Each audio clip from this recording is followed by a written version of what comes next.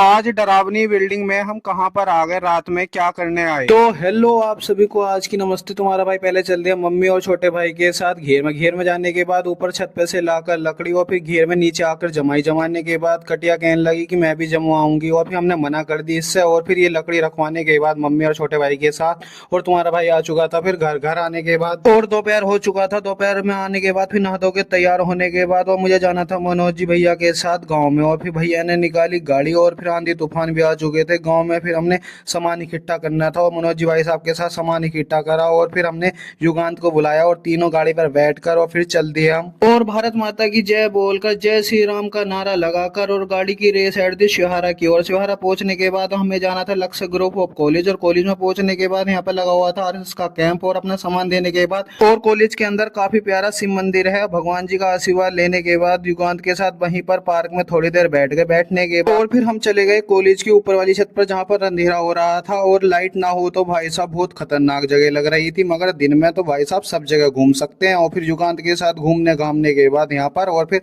हम चल दिए घर की ओर। अब मिलेंगे आपको नए ब्लॉग के साथ। जय श्री राम, बाय बाय।